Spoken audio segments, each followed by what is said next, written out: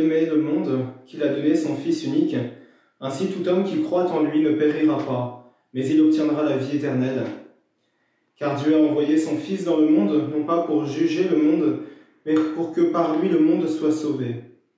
Celui qui croit en lui échappe au jugement. Celui qui ne veut pas croire est déjà jugé, parce qu'il n'a pas cru au nom du Fils unique de Dieu.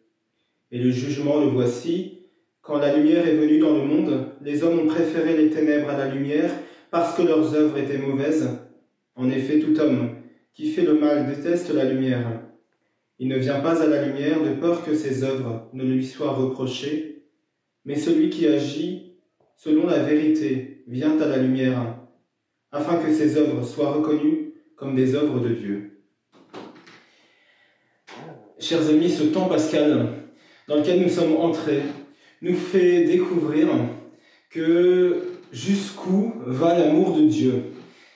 Il y a pour chacun d'entre nous, de la part de Dieu, une forme d'acharnement thérapeutique. Vous savez que nous ne sommes pas forcément dans l'Église pour cette pratique-là, mais je crois qu'elle s'applique tout de même à l'amour que Dieu met dans son propre cœur pour les hommes et pour chacun d'entre nous.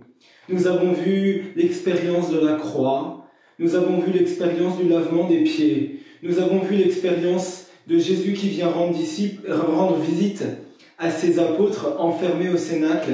Nous avons vu aussi toute la vie du Christ et nous voyons jusqu'où va son amour pour les hommes, dans une forme peut-être d'acharnement au sens où Jésus va tout faire pour que jusqu'au bout, chacun d'entre nous puisse lui répondre « Moi aussi, je t'aime.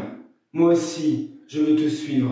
Moi aussi, je veux être ton disciple. » Et du coup, Jésus, c'est comme une eau qui vient, quand elle s'engouffre dans un lieu, qui vient occuper tout l'espace. Même à travers peut-être le trou le plus infime, l'eau va vouloir s'engouffrer. Et bien l'amour de Dieu, c'est cela pour nous. Jusqu'où va l'amour de Dieu? Il va aller jusque dans les profondeurs les plus intimes de notre cœur. Il va essayer de gagner nos sens, de gagner nos relations, de gagner nos activités, de gagner notre cœur. Et l'acharnement du Christ, ou plutôt l'amour profond du Christ, va jusque-là, va essayer de gagner toute notre personne. Et le Christ ne rencontrera qu'une seule chose qui pourra lui faire obstacle, ultimement, c'est bien sûr notre liberté.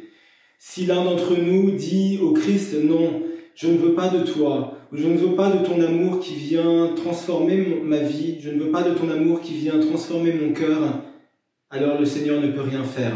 C'est pour cela que le Christ dit aujourd'hui cette phrase un peu étonnante. Il dit « Celui qui ne veut pas croire est déjà jugé parce qu'il n'a pas cru au nom du Fils de Dieu. » Au soir de notre vie, nous serons jugés sur l'amour, c'est-à-dire nous serons jugés sur notre capacité à accueillir l'amour de Dieu et à le transmettre aux autres, à en vivre. Cet amour qui vient transpercer notre cœur, qui vient essayer de gagner toute notre personne, c'est cela qui fait de nous des ressuscités, qui fait de nous des hommes et des femmes debout. Alors je vous propose deux petites pistes pour ce temps pascal, pour cette journée. La première piste, c'est de revenir sur ce carême, de revenir sur ce temps de Pâques et de vous demander dans quel moment, à quel moment, dans quelle occasion le Seigneur a fait de vous des ressuscités. C'est-à-dire autour de vous, vous avez peut-être eu telle ou telle joie profonde, ou telle belle chose qui est arrivée, que sur le moment vous n'aviez pas tout à fait réalisé, et en fait qui manifeste quelque chose de la résurrection. Revenir sur cela et rendre grâce. C'est la première piste. Et la deuxième piste, c'est peut-être de présenter au Seigneur, vous voyez, un lieu de votre vie où la grâce, le fleuve d'eau vive, n'a pas encore atteint votre cœur. Un lieu où vous dites, là, le Seigneur n'est pas venu mettre sa résurrection, où je n'ai pas laissé le Seigneur venir y déposer sa grâce.